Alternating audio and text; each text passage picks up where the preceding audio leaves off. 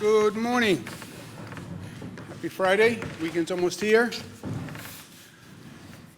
Whatever that means, I'm not sure. But when someone figures it out, I'm sure they'll tell me. Let's talk about where we are today in terms of the data.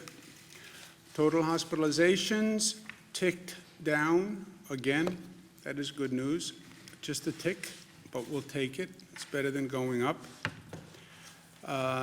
Again, this is one day, but it is flattening, reducing slightly, depending on your point of view. This is sort of a test. Are you an optimist or are you a pessimist? Pessimist would say we're basically flat. Optimist would say, I think we're starting to trend down. So it's a personality test. Net change in total hospitalizations is undeniably on the decline. The 3-day average, which is more accurate than any one-day number, also says the same thing. The ICU admissions is down. That's not that telling to me because, as I said, the entire hospital is now basically an ICU ward. But the number of intubations is down, and that is very good news because intubations 80% of the time wind up in a person not recovering. So that's really good news. The reality and the counter-narrative, counter-fact, number of new cases that walked in the door, COVID cases, walked in the door of a hospital, is still about 2,000 per day. And that is still very high. So that, yes, fewer people in the hospital, fewer people being intubated, but still 2,000 people walking in the door. And if you notice, it's hovered about the same rate for several weeks. It peaked, but 2,000, that's a very high number. Number of deaths, unfortunately, refuses to come down dramatically. 630 that is still breathtaking in its pain and grief and tragedy, and basically flat again, like many of the other numbers. Just in terms of overall context, where are we? Where are we going? Everybody wants to ask that question every day, and I understand that. We have to get to tomorrow. What is the final conclusion of this ugly chapter? I still believe it's when we have a vaccine, when people know that this virus is totally controlled. That's 12 to 18 months. Hopefully it can be sooner. Maybe there's a medical treatment in between. We hope, we pray. A lot of medical companies are working very hard on it, right here in this state and all across the country.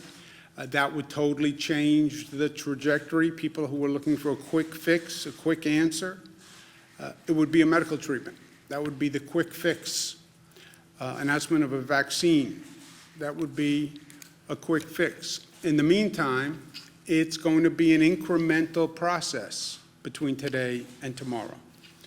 As much as people don't want to hear that, that's the truth. You're not going to hear any day soon, it's over, the nightmare ends, and we wake up. It's going to be incremental, and we have to be smart as we do this.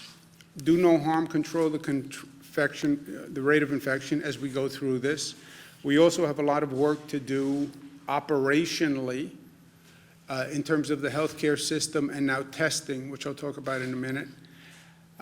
The testing tracing is the guideposts through this, right? As we're working our way over the next several months, the testing, which is informing us as to who can go back to work, helping us isolate people, it's about testing. And testing is a totally new challenge. Nobody has done this on what we need to do on testing. And then phasing the ramp up of the economy to the new normal as we do this. Again, in terms of perspective, I think of it this way. Our whole response thus far basically has been a response to a crisis, right? And as the numbers start to come down and as people start to take a deep breath and people start to feel we can control the beast, which we can, and they take comfort in the fact that we can control the beast, which I do. I was afraid this thing was uncontrollable, and that despite everything we did, the numbers were going to continue to go through the roof. And by the way, nobody could tell you otherwise. But we proved we can control the beast. We can reduce the rate of infection. We did that by our response to the crisis. Credit to all New Yorkers, all Americans. They flattened the curve. Nobody else, no government agency, no public health expert. People's actions flattened the curve. We responded to the crisis. That's sort of all in this first response, the first phase. Bring down that infection rate. The infection rate was one person infected 1.4 other people. That's when an epidemic breaks out. That's fire through dry grass, right? That's what we talked about yesterday. We have the infection rate down to 0.9. One person infects 0.9 other people. I've never met a 0.9 person, but the infection rate is less than 1 to 1. That then sees the outbreak starting to subside, the numbers starting to come down, which is what we're seeing in the numbers. So we did that. This is all in our response to the crisis. And let's say it's from minute 1 to where we are today. This has all been crisis response. Bring down the infection rate. We did that. Bring up the hospital system to this projection level, which would have been impossible, but ramp up that hospital system so when you have all these new infected people, you can handle it. You don't overwhelm the public health system. You don't have people dying in hallways, which is what we saw in Italy on TV, right? That's all phase 1. That's critical response. Hurry up, get it done. Every day is vital. Drastic measures taken quickly in a coordinated way. That's phase 1. We're still in that phase because you still have 2,000 people coming in the door every day. So don't get cocky, don't get arrogant, we're in control. No, you're not in crisis because you can control the beast, but you're only controlling the beast because of what you're doing. That's where we are. We're starting to transition to another place. What's the other place? It's going to be the second half of this situation, which is unpausing, right? The situation we're in now is unsustainable. People can't stay in their homes for this length of time. They can't stay out of work. You can't keep the economy closed forever. You just can't.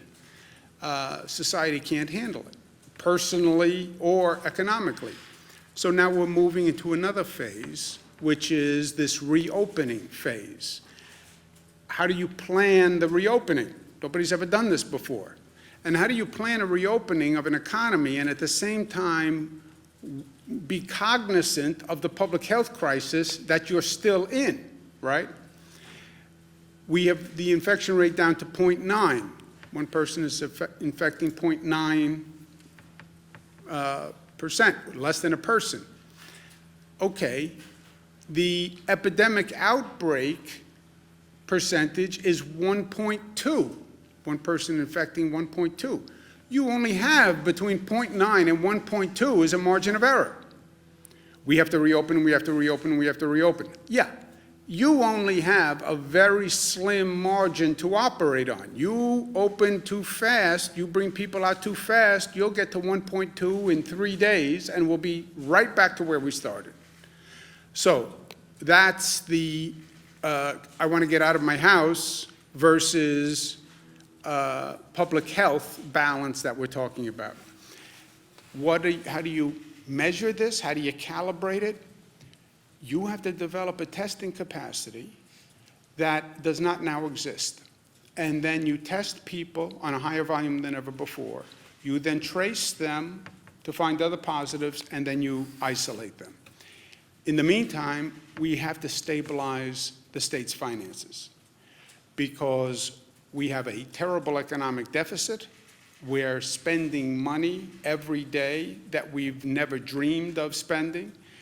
We're asking all these hospitals to do things, all these local governments to do things. We're paying. And we're paying when we're in a position where we don't have any money, which is also an unsustainable position in life. You can't keep writing checks if you have no balance in your account. It doesn't work long term. At one point they come and they knock on the door. I don't know who knocks on the door when you're a state government, but somebody's going to come knock on the door. So that's where we are overall. The next frontier is going to be testing. We don't have a testing system that can do this volume or that can be ramped up to do this volume. We don't have a public health testing system, by the way. It's de minimis. If you look at what our government departments of health have, it's a relatively de minimis capacity. Well, what's our private sector testing capacity? That's relatively de minimis also. Think about what we're talking about. We're talking about labs that normally operate to do blood testing. If you need a marriage license, you have to get blood. If your child is sick, they send them for a strep test. The doctor says, go take a blood test for allergies. You go when you go to a lab to have blood drawn. That's basically the system we're talking about. That system does not do large-scale COVID testing. This COVID testing, first, in and of itself, is a very complicated new test. It's not as simple as drawing blood and getting it tested. This test in and of itself is complicated and expensive. And you don't have the network that does that. It does not exist. This is where we were with the hospitals. We came up with what we call surge and flex. What happened with the hospitals when this started, we started seeing these much higher numbers that would overwhelm our hospital system. Well, how do we ramp up the hospital system? You don't really have a public hospital system. Downstate New York, you have about 100 hospitals.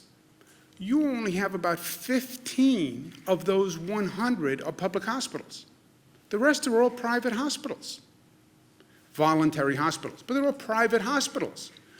We had to get those private hospitals to work with government in a coordinated way. Never happened before.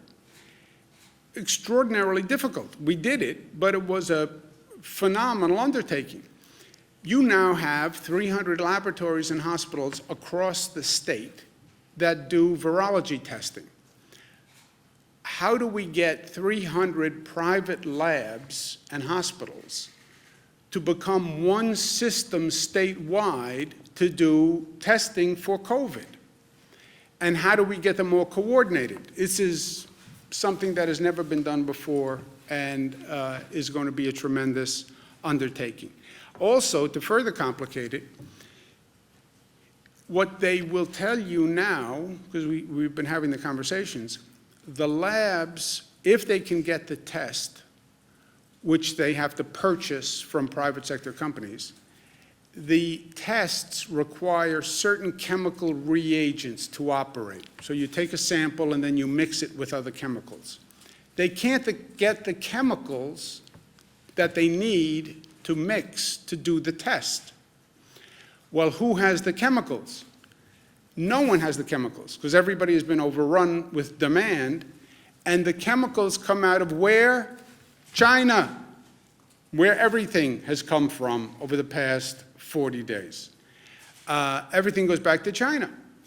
And China is now in a position where they're being asked globally for these reagent chemicals, and that is a piece of the equation that I can't figure out. And that's why the federal government has to be part of this approach and part of this answer. I can do what I can do on the state side, and I will. And I'm going to issue an executive order that says the Department of Health will be coordinating those private sector labs, which are private sector companies, but they're licensed by the state of New York. They're permitted by the state of New York. And we need them to step up and work together. But the federal government cannot wipe their hands of this and say, oh, the states are responsible for testing. We cannot do it. We cannot do it without federal help. I'm willing to do what I can do and more, but I'm telling you, I don't do China relations, I don't do international supply chain, and that's where the federal government can help. Also remember, the federal government at the same time is developing testing capacity. So we wind up in this bizarre situation that we were in last time, 50 states all competing for these precious resources. In this case, it's testing, and then the federal government comes in and says to those companies, I want to buy the tests also. This is mayhem. We need a coordinated approach between the federal government and the states. Second thing that is of immediate concern is we have to stabilize the finances of the state. The federal government has passed 3 bills to address this crisis. Of those 3 bills, the state governments have gotten precisely 0, zilch, nada in unrestricted aid. The state should this, the state should this, the state should this. Yes. Well, what support have you given the states? None. I mean, how can that even be? How is it even plausible as a strategy? It doesn't work. We need financial resources to stabilize the states, because when you starve the state governments, I still eat, Dr. Zucker still eats, but we can't fund schools, we can't fund hospitals, we can't fund small business, we can't fund all these extraordinary efforts that we're undertaking. It makes no sense. We need to support the states because the states are the ones who are doing this. Reopening is up to the states, right? That's the federal decree. It's up to the governors. The governors will decide. The states have to decide. Everyone is in a different position, and it's up to the states, which I agree. It also happens to be the Constitution. But put that aside. I also think it's the right approach. Okay, it's up to the states, but then don't ask the states, don't give them this massive undertaking that has never been done before, and then not give them any resources to do it. That's not how this is going to work. The expression, don't pass the buck without passing the bucks. A.J. Parkinson, Mark remembers him. Don't ask the states to do this. It's up to the governors, up to the governors, up to the governors. Okay, is there any funding so I can do these things that you want us to do? No. That is passing the buck without passing the bucks. Passing the buck, which is the opposite of the buck stops here. The buck doesn't stop here. I'm passing the buck, and I'm not passing the bucks. I'm not giving the financial assistance to actually perform the responsibility. So, last point is we go from today to tomorrow, but we talk about the new normal. This also has to be an opportunity where after this horrendous period that we have gone through on every level, after the exorbitant cost of this, the personal pain of this, the death of this, this has to be one of those moments in time when we look back where we say society transformed.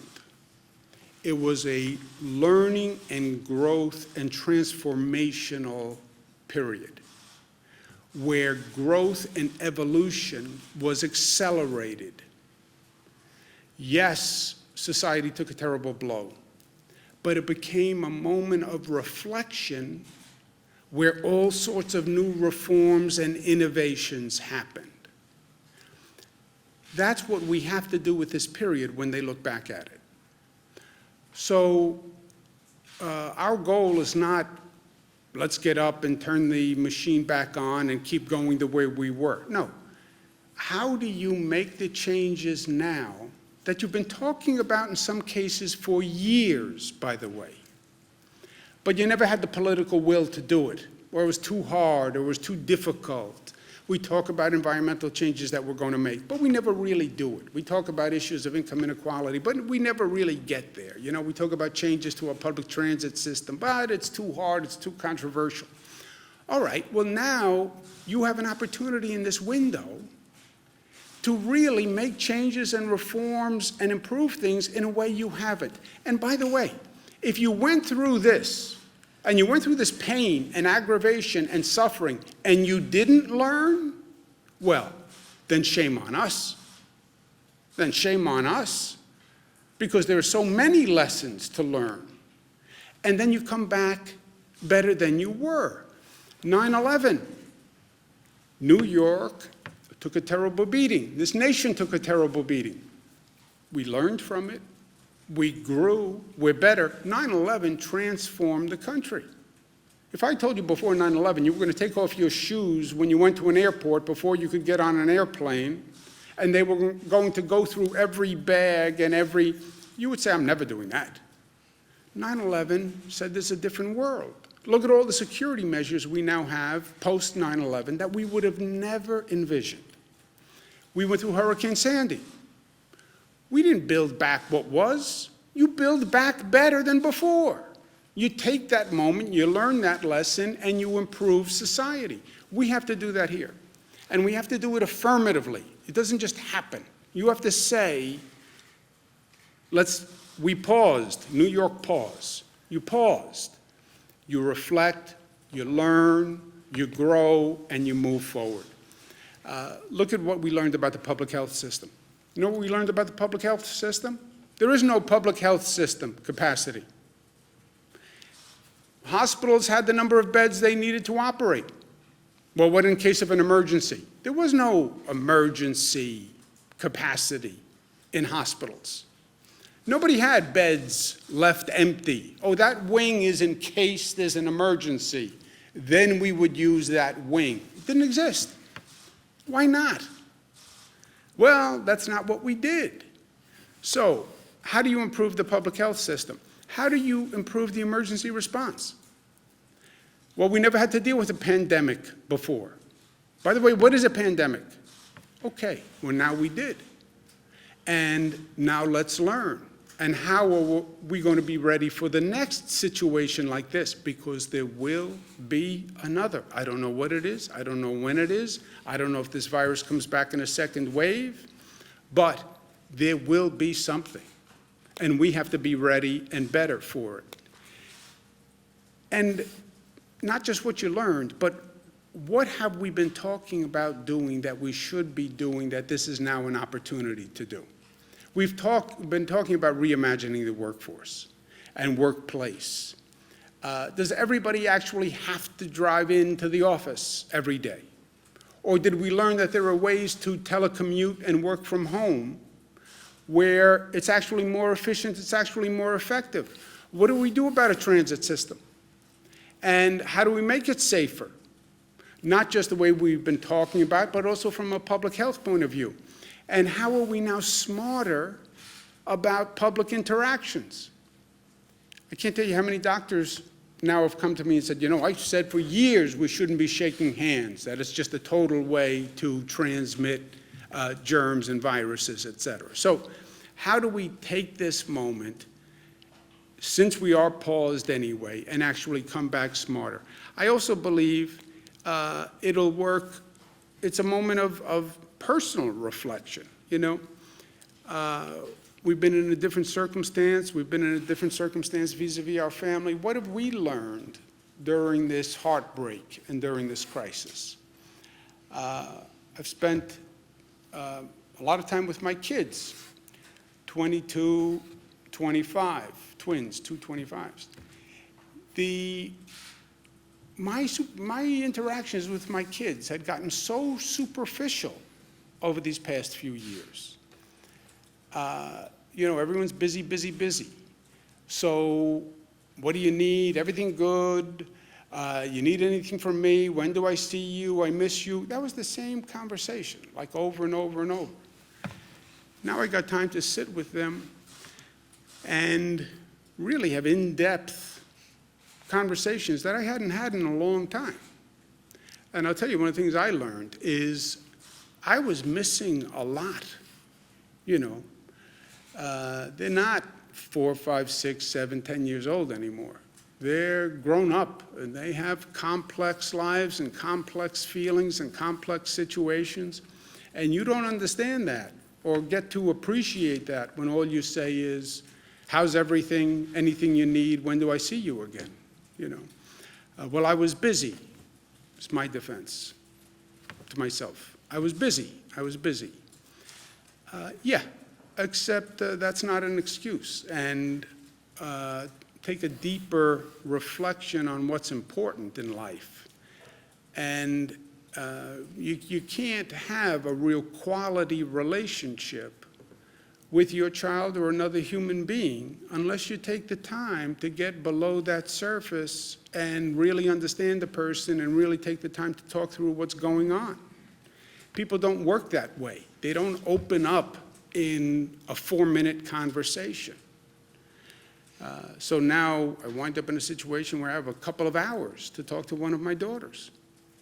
And there's a whole person and life and nuance that's going on that, frankly, I had been oblivious to.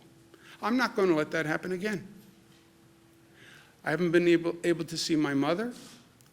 She's a little older, and I see a lot of people. I'm exposed to a lot of people. I don't want to go see my mother because she's in a vulnerable population, and I'm out and about a lot.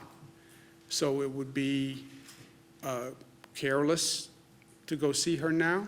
But I think about all the times I have said to her, she lives in Manhattan, she said, can you come over for a cup of coffee today? How many times I've said, yes, I'll come over for a cup of coffee, and then called back and said, I can't do it today. Next time, next time, next time, next time. Why? Well, because something came up, I was busy, I didn't have the time. Wrong. That was more important than anything else. Sometimes you don't miss something until it's been taken away. And it made me rethink what was important and what was what I had been missing. And I'd been missing a lot because all this, we're all busy, we're all busy, we're all busy. Yeah, what does it mean at the end of the day? You know, what were you really busy with, and did it matter? So I know that I've learned a lot on a personal level. But we may be more physically distant for the foreseeable future. The key is to be more connected individually, more connected as a society, more connected as a community. And that's what we're going to do. Questions? Governor, you're asking for, you seem to be.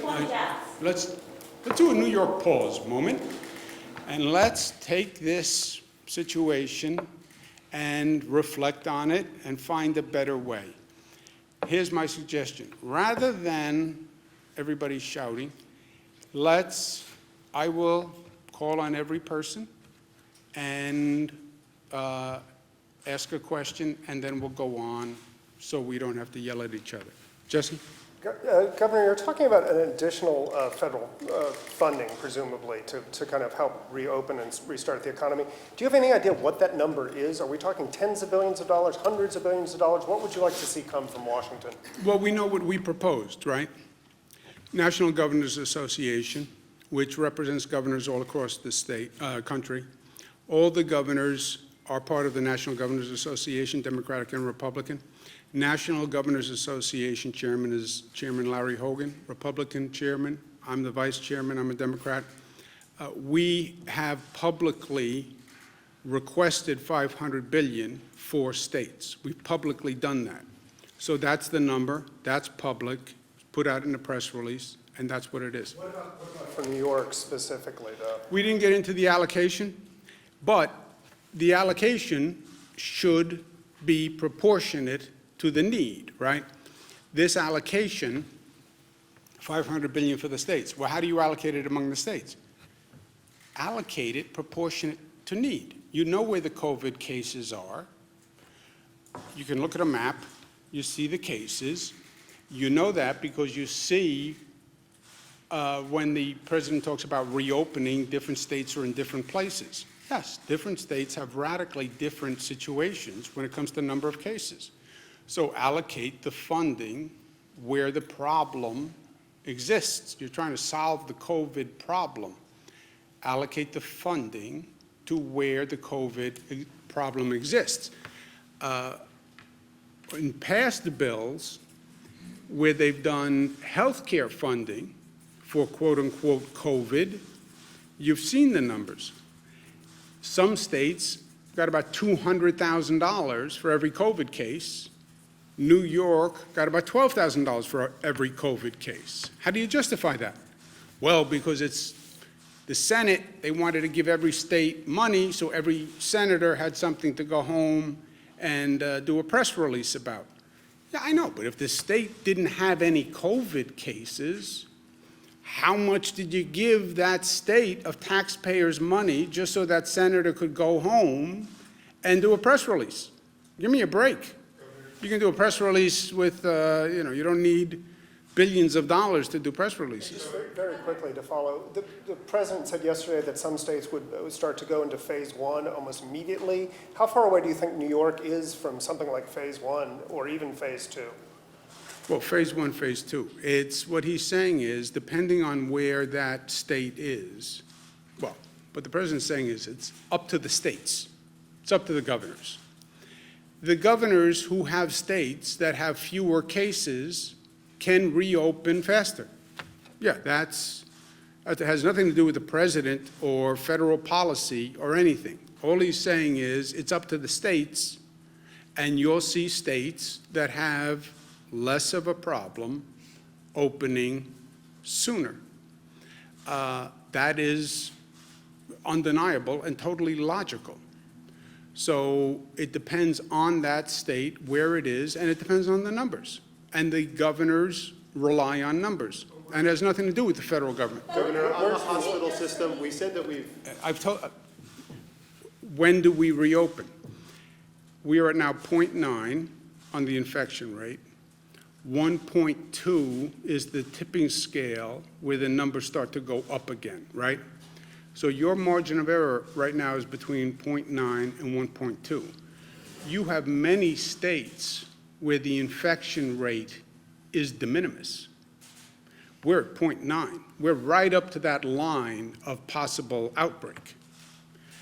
So the states that will open first, by the data, will have much lower infection rates than we do. We were over the line. We were in outbreak territory, right? We've gotten that down to 0.9. But your margin of error is between 0.9 and 1.2.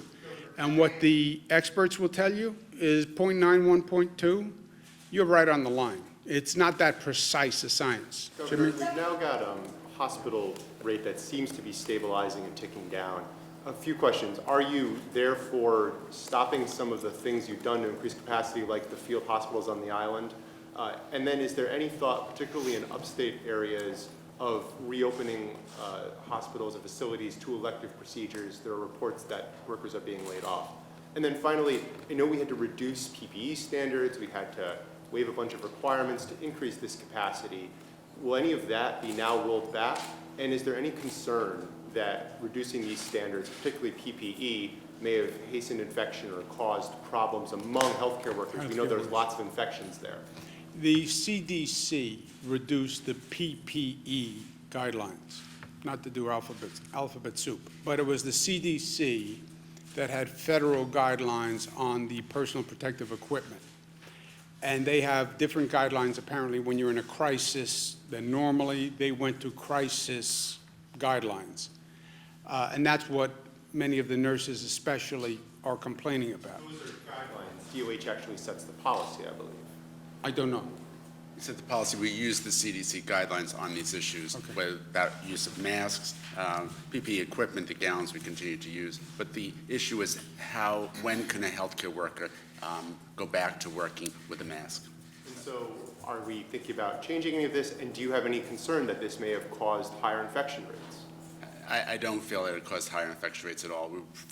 Healthcare workers have worked extremely hard to protect themselves and to make sure there isn't any further spread. Marina? Also on the hospitals? We are Opening up not, hospitals? first, you take all these numbers with a grain of salt, right? Caution is you could have a surge, you could have a second wave. Look at Wuhan, look at China, look at Italy. It went up, went down, went back up. Be careful. But are we at a point where we are now immediately in danger of exceeding the hospital capacity we developed? No. That's why we're in a position to give away ventilators or lend ventilators to New Jersey, other states, et cetera. So I don't believe we are in a place today where we are at risk of going over capacity. Go ahead, yes. Thank you. I'm Ann, by the way. Hello, Ann. I want to talk to you about the rate of infection. Have you calculated the rate of infection for upstate New York specifically without including downstate? We have not done those calibrations yet. This is all, the rate of infection analysis is very difficult, and there are a number of premises that they're making in the calculation. So we don't have discrete rates of infection yet, no. It would appear that we have lower rates in upstate New York, and as you know, our area has made strides in the economy in the past few years. This has been devastating. We've already seen some small businesses go under. Is it important to find out what that rate of infection is to try and get parts of upstate open that are not seeing those numbers? Look, it's important to get the economy open wherever you can, as soon as you can, whenever you can. People had a nice break, and they were in their homes. I think everybody is well past, I had a nice break. I want to get back to work. I have to get out of the house. I love my family, but I have to now get out of the house. And I need a paycheck, and I need it yesterday. So everyone is in that same position. At the same time, people will say, I don't want to go out and get sick and die, right? So death is bad. And even though staying at the home and not getting a paycheck is bad, it's not as bad as death, right? That's the yin and the yang here. So as soon as we can, and lower infection rate places, lower death rate places, are in a better position than places with a higher death rate, higher infection rate. So yes, calibrating those differences is important, and balancing the economic need and the personal need with the public health need and death, that calibration is everything. When do you think you'll start to make that separation is what I'm asking? I think you'll see it clearer. You know, we're right on the line now across the board. You'll see clusters in upstate also. You'll see nursing home issues in upstate. One of the reasons they keep asking about nursing homes are the vulnerable point. They're the vulnerable population in the vulnerable setting, a nursing home. And we've seen that across upstate. So it's not just about, yes, everybody wants the economy running, but everybody wants to be safe at the same time. And that's what we're working through. Governor, the state just released a list of facilities, of nursing homes that have outbreaks. We're seeing some numbers of up to, 55 deaths at just one nursing home, and at least 21 facilities on this list that have over 20 residents. My first question is, why, has it taken so long to inform the public about this, happening in their communities? Why has the public not known about all of these numerous outbreaks? Yeah, I think they have. We've been talking about nursing homes every day for the past 30 days. The first outbreak was in Seattle, Washington, which was a nursing home. That's how this country was introduced to it. We've said 157 times the most vulnerable population are seniors. The most vulnerable place are nursing homes. So I think we have special precautions for nursing homes. I think we've been talking about it all along. Are you going to start doing, boosting the number of of nursing home inspection workers? Are you going to look at mass It's testing? not an inspection issue. We've taken radical measures vis-a-vis a nursing home. No visitors. I mean, just think about how harsh a policy that is. No visitors in a nursing home. These are people who live for visitors. No visitors, staff testing, different cleanliness procedures, more equipment. But the virus is nothing to be underestimated, and the virus is very good at killing, and the virus is very good at killing older people and people with compromised immune systems. And that's why the virus seeks out nursing homes. Yes, but it seems like even with the screening protocols, we now know that many people can be asymptomatic, so even if they didn't have a temperature, they still could have been carriers of the disease. Is there a need for mass testing at nursing homes in order to get a better picture? Yes, that's what we've been saying also, right? We want to test frontline workers, test healthcare workers, but then you need tests. And that's why we've been talking about testing and the need to ramp up testing and how difficult it is for testing. The point is, there's clearly a problem here. Excuse me a second, Jimmy. Someone's asking a question. Are we seeing more transfers of, there's at least one nursing home we know of where the residents have been transferred to another facility. The negative residents have been transferred. Is that something the state recommends or is doing anywhere else? Or I don't know. Do you know about transfers, Jim? Part of our COVID-19 task force, which is balancing load for hospitals, has also been working on the nursing home piece as well. So there have been cases where some of the residents of one nursing home have transferred either to a hospital or to another program. That's something we balance across the system, particularly in downstate New York, where this has been more prevalent in a number of cases. Look, the ideal would be if you had an on-the-spot test.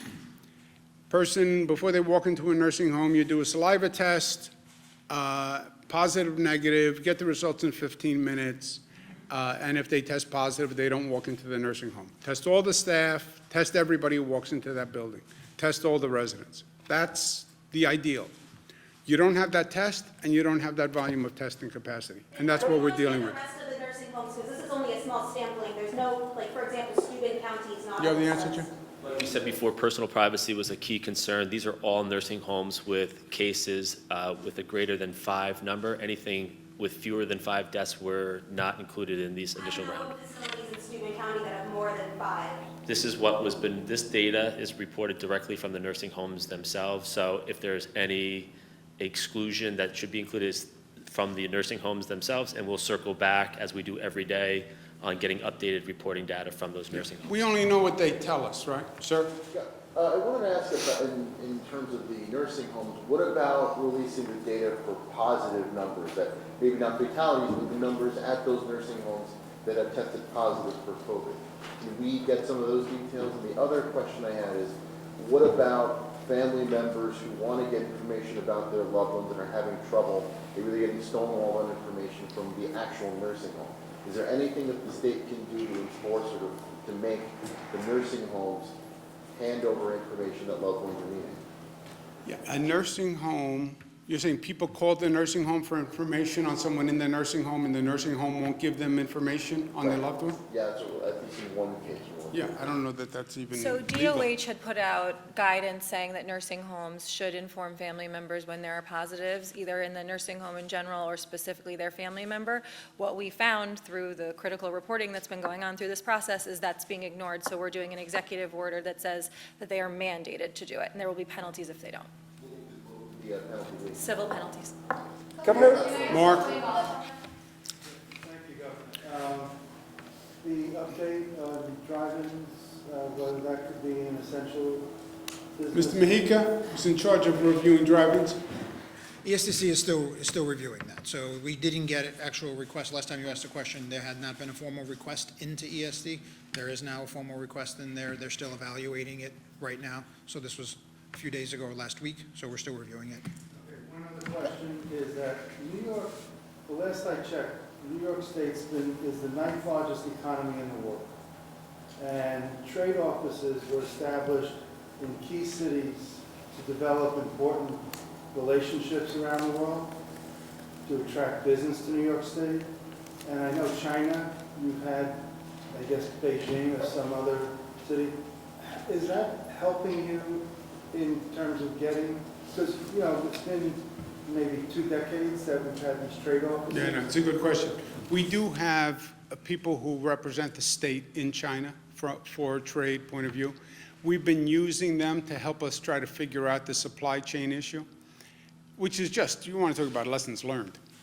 We need masks, they're made in China. We need gowns, they're made in China. We need face shields, they're made in China. We need ventilators, they're made in China. Okay, we're past that phase. Now we're on this new phase. We need testing agents, they're made in China. I mean, it's just, how?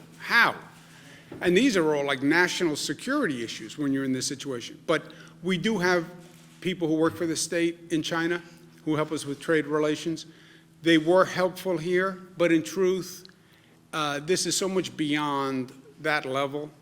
You have the federal government going to China to buy supplies. You have Illinois, California, New York, Italy, South Korea, everybody going to China. And it was well beyond the capacity of our reps. That's what we're saying. Farmers right now are really struggling across the state. They are looking to the federal government for assistance, but there's also state lawmakers that have introduced a couple bills that on the state level things can happen. Have you thought about doing things like the 60-hour work week, for example, for farm employees, or any other changes to help farmers on the state level? We're looking at all of that. Again, many of those bills require state funding, and we don't have it.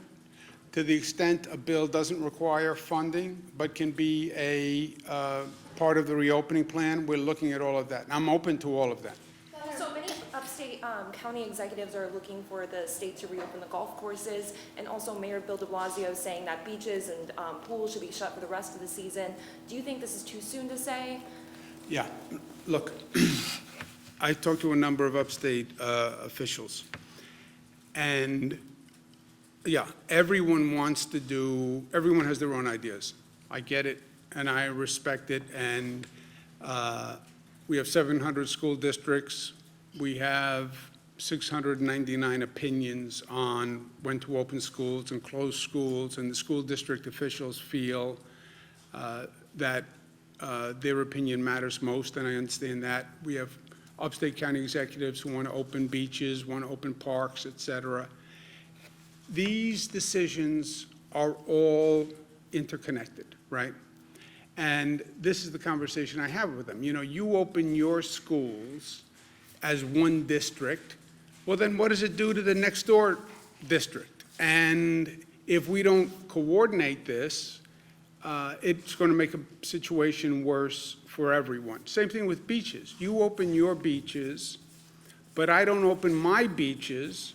My people are all going to go to your beach, right? We're 2 counties, let's say. And what you do with your beaches affects me. And one of us does something and the other one doesn't, now we have a problem. And it can be beaches, it can be parks, it can be hiking trails, it can be schools, it can be any of these things.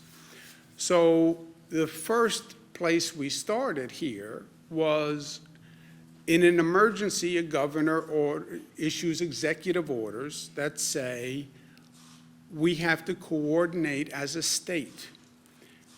In an emergency, more so than ever before. That's the concept of an emergency declaration. Why does the president get more power in an emergency declaration? Because it's an emergency. So we have an emergency. So what you want to do with your park, normally, yeah, it's up to you. But in an emergency, what you do with your park can affect what everybody else does with their park. Because you have all sorts of people dying to get out of the house. I found out your parks are open. You can have people coming from across the state to your park. Now, maybe you want that, or maybe you don't want that. But I get a lot of calls from people in the Adirondacks. They don't want a lot of people coming from downstate to the Adirondacks and flooding their community right now. So what one does affects everyone. So schools, opening businesses, parks, beaches, all these decisions need to be coordinated on a statewide basis. And local governments, I get their concern. We all have to cooperate, and yes, we'll make decisions, we'll make them collectively, but they have to be uniform on a state level, because there's then actually a higher level. I then have to turn around and coordinate with New Jersey and Connecticut and Massachusetts and Delaware, and what are we all doing and how does it work together? If I don't, what I do on my beaches in New York makes a difference to New Jersey, makes a difference to Connecticut. They just called today, we have an issue we have different policies on marinas. So people from New York are going to other states because other states have their marinas open, and we don't have our marinas open. So we're then flooding their marinas with our people. Sounds like a silly, small issue. But these things are all interconnected. So they want to know, even on like marina openings, we should have the same policy. Otherwise, people want to get out of their house. It's now summer. They want to go boating. Well, you can't do it in New York. They all go to Connecticut. Connecticut then says, well, this doesn't help us. We don't want all these New Yorkers coming up here to do boating. So they have to be coordinated. I understand it's inconvenient, but every decision has an impact on everybody else. I'm not crazy about having to coordinate every decision with New Jersey and Connecticut, et cetera, because it's always easier to make your own decisions and everybody can be on their own. That's not where we are. So no one can make a decision without the state signing off. I don't make decisions without talking to my partners in New Jersey, Connecticut, and the rest of the alliance. And that is the best way for government to operate right now. Well, it's a pain in the neck. Yeah, I get it. I get it. Well, I like the old way where I do whatever I want in my county. Yeah, I know. I understand that. We all want to get back to the old way. But we're not at the old way right now. Excuse me one second. I'm going to come right back, Bernadette. I didn't miss you. Yes. So my question is, we're hearing from family members with loved ones inside nursing homes that they hear two very different but very important messages. One is to keep COVID out of nursing homes, but secondly, the March 25th directive from the Department of Public Health stating that no nursing home can deny re-entry or admission to a nursing home based on testing positive for COVID-19 or a suspected case of COVID-19. Why not, they're asking, send them to alternate locations where they can get better together or insist on negative testing results? Yeah. Doctor or Jim, did you insist? So I would start by first mentioning many of those individuals who have gone to the hospital because they were ill, and then they left to go back to their nursing home, which is their, as we've said before, which is their home. So that's the first thing. You want to bring them back to that area. Testing for someone who's had coronavirus obviously is something which would be down the road a little bit to do as well. But we have been looking at all the possible ways to make sure that those in the nursing home are protected, both the healthcare workers and surely the individuals who are most at risk. But they're so concerned because they're so afraid for their family members because they're older and frail and they just think maybe another place is better. Also, second question, I hope you'll answer both. The tracker, the COVID tracker on the website, the last update for the number of nursing home fatalities in the state of New York was 2,477, and the date that it said it was most recently updated was April 14th. When might we expect? So on the second, Jim, you have the data on that, right? The April 15th data will be up today. There was some reporting issues from the nursing homes for the 16th because we're lagged a day. So we'll try to get that all up in the next day or so. Bernadette? Yeah, so we've gotten some reports from certain hospitals downstate, specifically Manhattan and Queens, about overwhelmed ICU beds and just staff. They're just completely overwhelmed. Wondering if you guys are going to be focusing more on these high needs hospitals, and then also maybe utilizing more the Javits Center and USNS Comfort. And I also wanted to get your response. It looks like the president is also watching this press conference. He tweeted 13 minutes ago, quote, "Governor Cuomo should spend more time doing and less time complaining. Get out there and get the job done. Stop talking. We built you thousands of hospital beds that you didn't need or use, gave large numbers of ventilators that you should have had and helped you with testing that you should be doing." It goes on a little bit more. So wondering if you could respond to that, and then also the question about the overwhelmed ICU. Good. Let's respond to the president. First of all, if he's sitting home watching TV, maybe he should get up and go to work, right?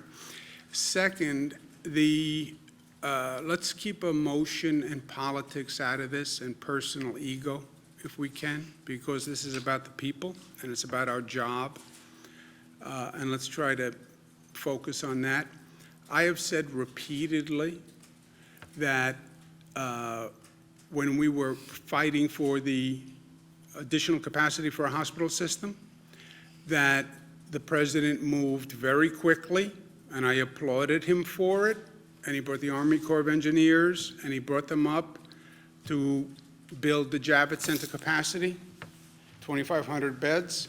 He's wrong that it hasn't been used. About 800 people have gone through Javits. To dismiss 800 people is disrespectful. But we didn't use 2,500 beds because we didn't reach the capacity. When he says, well, we built it, we didn't need it, it sounds like suggestion is, well, it was a request by the state that wasn't valid. If he didn't really believe 2,500 beds was necessary, I don't believe the federal government would have helped build 2,500 beds. And the number came from a projection from him. See, he should read the reports he issues. The White House Coronavirus Task Force had projected in the millions of people. The CDC, which is the president, projected in the millions of people. So the projections were high. They were the president's projections. So for him to say to anyone, well, you relied on projections and the projections were wrong, they're your projections, Mr. President. So were we foolish for relying on your projections, Mr. President? CDC, Coronavirus White House Task Force, that's you, White House, that's you. We relied on your projections. Okay, shouldn't have relied on your projections. Actually, I think the president has a better argument, which is, yes, we built 2,500 beds because the projections said it could get that bad, and because we worked together, we flattened the curve and we didn't hit the projection, which is actually what happened. But don't suggest that anyone made a mistake relying on your projections or on Cornell, Columbia, McKinsey, et cetera. Second, I have said a number of times, I don't know, what am I supposed to do, send a bouquet of flowers? They were very helpful on Javits. They were very helpful on sending the U.S. Navy ship Comfort. They were very helpful in intervening with China and getting PPE equipment out of China. They were very helpful in helping us find ventilators. I said thank you, thank you, thank you, thank you. Now, going forward, we're still in the midst of it. The president doesn't want to help on testing. He said 11 times. I said the one issue we need help with is testing. He said 11 times, I don't want to get involved in testing. It's too complicated, it's too hard. I know it's too complicated and it's too hard. That's why we need you to help. I can't do an international supply chain. He wants to say, well, I did enough. Yeah, none of us have done enough. We haven't, because it's not over. So yes, thank you for the Javits. Thank you for the U.S. Navy ship Comfort. But it's not over. We have a lot more to do. And no one can take the posture, well, just say thank you for what I've done, and I'm now out. I'm not doing anything else. I've done my part. What if I said to the people of my state, okay, I'm done. By the way, I saved hundreds of thousands of lives. I flattened the curve. I created more hospital beds than anyone ever imagined. I coordinated the entire state. I'm done. I'm done. I'm going home. I'm going to go see my mother. I'm going to spend time with my kids, and I'm going to go out fishing in Connecticut because their marinas are open. That's it. I'm done. What if I said that? That's what he's saying. I'm done. I don't want to help on testing. Testing is too hard. And then the only thing he's doing, let's be honest, well, it's up to the states to do reopen. By the way, it was always up to the states. What are you going to grant me what the Constitution gave me before you were born? It's called the 10th Amendment. I didn't need the President of the United States to tell me that I'm governor. And I didn't need the President of the United States to tell me the powers of a state. People did that. Alexander Hamilton, Thomas Jefferson, James Madison, they are the ones who gave me the power. And I don't need the President of the United States to read the Constitution for me. Maybe he should have read the Constitution before he said he had the power to open the states, where he did a very graceful 180, and many people allowed him to do the graceful 180. But, so he now says it's up to the governors, which he said repeatedly now, yesterday, version of yesterday. And now it's up to the governors to reopen. Okay, I'm going to reopen. I get it. And you don't want to help on testing, which is a national problem and replicates the same chaos that you created with medical supplies because FEMA wasn't ready. By the way, I needed a stockpile. Where was your stockpile? 10,000 ventilators for the nation? That was your stockpile? Where your projections, the federal projections said they would need double the hospital capacity of this nation. Think about that. The CDC says double the hospital capacity of the nation. The minimum projection was 2.4 million hospital beds. You know how many hospital beds we have in this nation? 900,000. His projection says 2.4 million hospital beds. The whole hospital system is only 900, and his stockpile has 10,000 ventilators. You were ready with your stockpile? Didn't you read your own CDC projection? Didn't you read your own coronavirus protection? So, thank you again, Mr. President, for the Javits. Thank you for the U.S. Navy ship Comfort, which, by the way, is just doing your job as president. It's not really thank you like you wrote a check yourself, but thank you for that. We're not out of the woods. We have to go forward. We need help on testing, and we need funding. It's up to the governors. It's up to the states. Well, then provide the funding. No, they only want to pass a bill that funds their small business fund, called PPE, their small business program. We need to fund the small business program. But you're going to say, after just saying this monumental task is up to the individual governors and the individual states, I'm providing no help, no assistance, no financial money. I understand that small businesses need the funding. By the way, I know that airlines need a bailout, but not the states. Why don't you show as much consideration to states as you did to your big businesses and to your airlines? Right? Did you guys speak yesterday or this morning after he No. announced the May 1st? No, you haven't talked at all? After you announced to me what? I'm sorry? After he announced the May 1st reopening of No, the he country? didn't announce anything. He said it's up to the states. That's what he said. And if you say it's up to the states, and you just hold up a big microphone that can listen to all the governors, you'll hear some governors say, I can start to reopen right away. Because some governors are in places where they don't have a serious problem. They never did. By the way, some states never even closed down. So if you're in a state that has a de minimis issue, yeah, then you can open up faster. You can open up tomorrow, or you can start opening up tomorrow. He's doing nothing.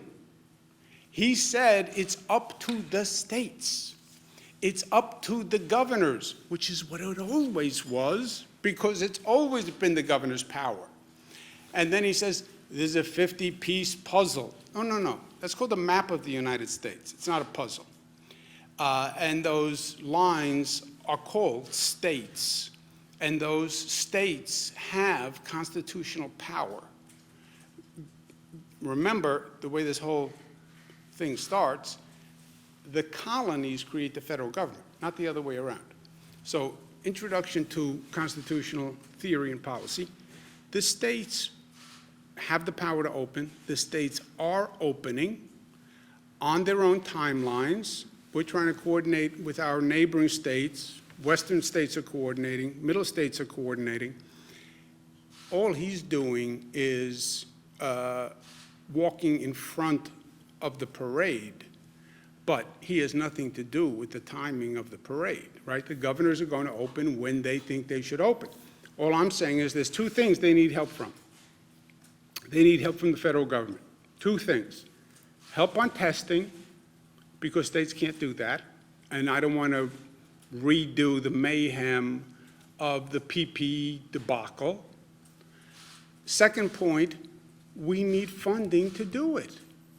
And the way you love talking about how you funded everything, big businesses are all getting bailed out, airlines are getting bailed out, bail out, bail out, bail out, all with taxpayers' money. State governments, which are the only ones who are doing this whole reopening, they're going to need funding, right? And will show gratitude.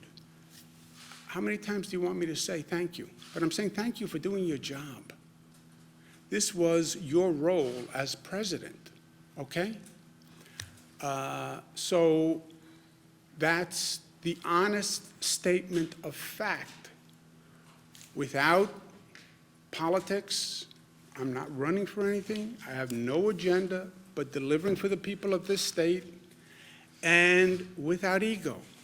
You want me to say thank you? Thank you for doing your job in helping build Javits and sending the U.S. Navy ship Comfort. Thank you for participating in a modicum of federal responsibility in a national crisis, which you know is a national crisis because he declared a federal emergency. So thank you for having the federal government participate in a federal emergency. And thank you for help building Javits, 2,500 beds, pursuant to your projection. Your projection. And if you don't agree with your projection, fire the head of the CDC, fire the White House coronavirus task force people, because they did the projections. In case he forgot or didn't read his CDC report, just to be precise, March 13th, so we're well into it, CDC says 160 to 214 million Americans infected. That's over half the population.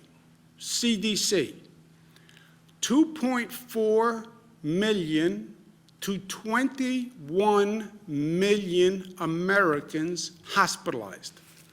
2.4 million, bottom number, 21 million Americans hospitalized. March 13th, the CDC. 2.4, okay? Let's say they're low number, 2.4 to 21, which is a hell of a differential, right? Either 2.4 or 10 times 2.4. Thank you for that great projection. But anyway, let's take their minimum number, 2.4. How many hospital beds do you have? 900. Call it 1 million. So it's 2.5 times what your capacity is, right? We're the state of New York. We have a 50,000 bed capacity. By their projections, what do we need? 150,000 beds. By the way, what did McKinsey say that we needed? 140,000 beds. They got it from the CDC, as it says on the screen. They got it from the CDC. That's why we built 2,500 beds at Javits, because we listened to you, Mr. President. And if we were foolish for listening to you, then shame on us. But read your own report next time before you criticize it. Is there a point on state spending? You mentioned at some point someone's going to come knocking. Does that mean at some point the state might have to cut off state spending, and what would that even look like? Rob? So right now, we're looking at our cash numbers, our priorities, right, are making payrolls, making sure we're funding Medicaid, making sure we're funding the pandemic. We have the resources to do that, but we're putting in place cash spending controls to make sure that we can do that, especially because of the delays in the tax filing dates. So because that moved from April 15th to July 15th, number of people that filed by April 15th was 7 million, when we usually get about 10 million who would file. That's about 30% off. Those that filed are probably getting refunds. So the ones that didn't file are most of that revenue. So we anticipate all that revenue is going to move to July. We'll be off about 10 billion in cash flow. So we're going to put in place spending controls actively right now to make sure that we can continue on a cash basis. We will have to make reductions, as the governor has said multiple times. We have a revenue shortfall even after the cash flow decline of between 10 and $15 billion.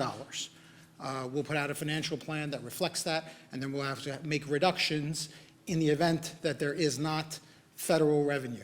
New York City put out their budget yesterday. They were projecting a revenue shortfall of $7 billion, right? Again, ours looks like it could be up to double that number.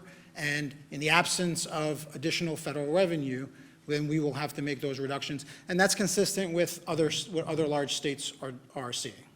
To be fair, excuse me a second, Jimmy. You asked the question, right? We said we're going to let people have a chance. Gareth, do me a favor. Can you put up the White House coronavirus projection, just so the president can read what he said? Where were we up to, Joseph? Relatives in nursing home residents are pulling their loved ones out of these facilities because conditions have gotten so bad.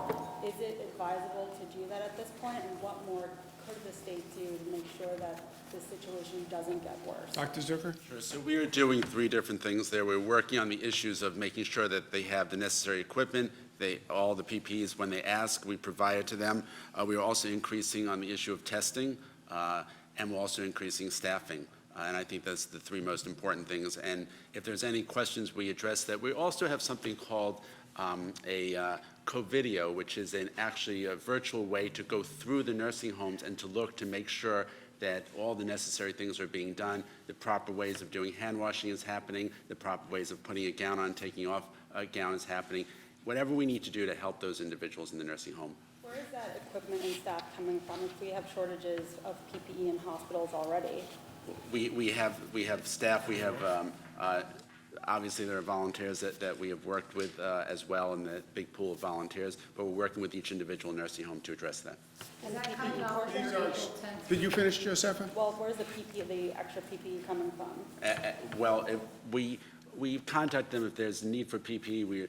We have stockpiles, we have supplies that we have, and obviously masks and other equipment as well. Is that all information all coming off their April 10th directive? Is there a newer one than that to the nursing homes? There's the April 10th directive, that's correct. Is that the latest one? I think that's the latest one. Okay. This is, excuse me one second. This is you saw the CDC projections.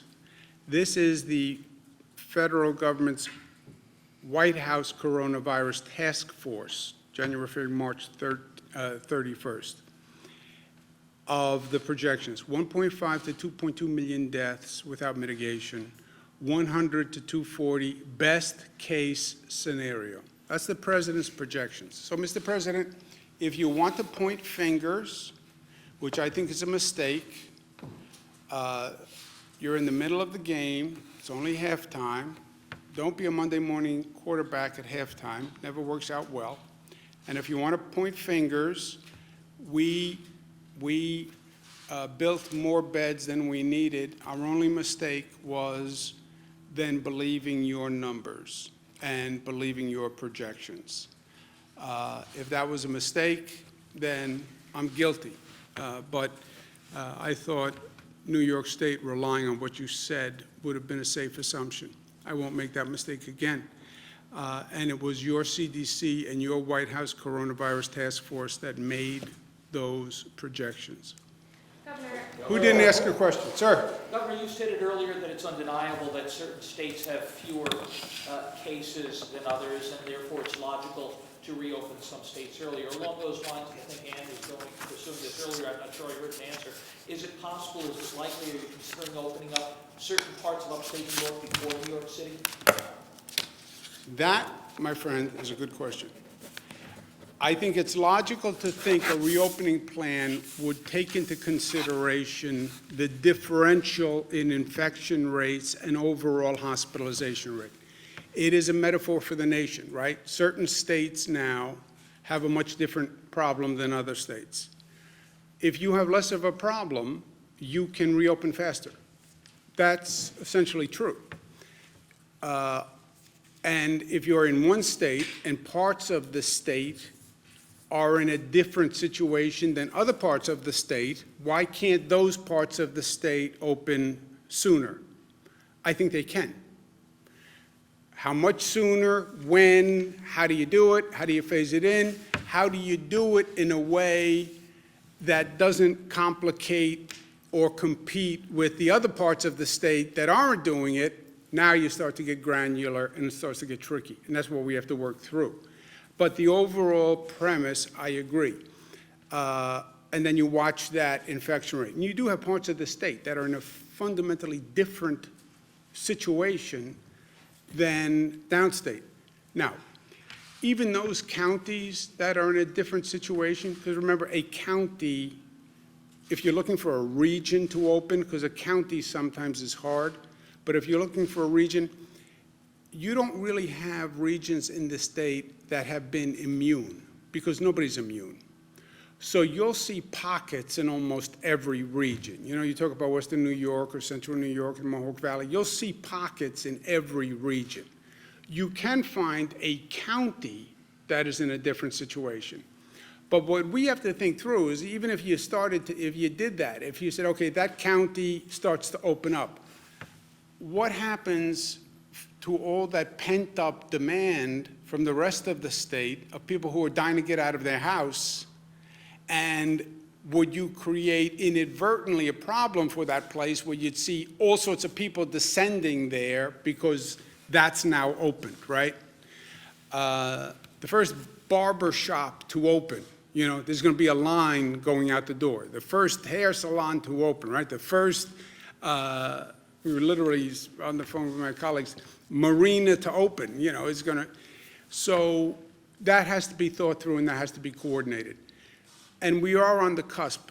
We have to start to deal with these issues, but we're just coming out of, we're still in the midst of a public health crisis. And just because the numbers are flattening, you know, let's not take our eye off the ball.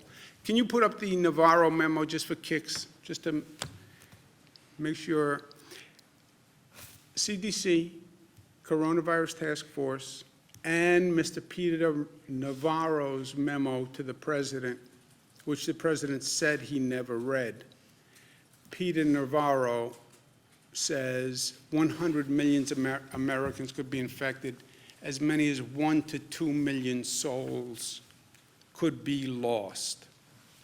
So whose projections were wrong? Head of the CDC, Peter Navarro, and head of the White House Corona Task Force. Fire them all. That's what I say. Fire them. You know the show with what the president did? You're fired. If he wants to fire someone for projections, retake his TV career, those are the three documented.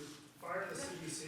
How would that So if he work? wants to blame someone for the projections, blame the CDC, Peter Navarro, and whoever's on the Coronavirus Task Force, because it's their projections. Can you explain a little bit about why? Peter Navarro you can fire. Can you explain a little bit why this got under your skin today? You obviously are not pleased with what the president said. No, it's what he said. But why this particular criticism? You guys have traded barbs in the past. Yeah, well, this is an important moment. He's saying he doesn't want to provide funding to the states, and he doesn't want to help on testing. And I can tell you the states can't do it otherwise. And if this testing doesn't work, that's a serious problem. I don't care about his politics, but if we don't have federal help on testing, that's a real problem. And I'm not going to go through the chaos that was created last time on PPE, where people who were genuine heroes couldn't get PPE. Because there was a lack of coordination and because everything was made in China. We're looking at that situation with testing again. I can tell you that. I know enough to know that. Who didn't ask a question? You have the last one. What types of businesses do you see being able to open their doors first when we do start to reopen? Restaurants, would it be hair salons, maybe limiting the capacity? What specific types of businesses? Yeah, we're not there yet. That's what we have to work through. Where, what, and when. Where, what, and when. Thank you, guys. I'm going to work.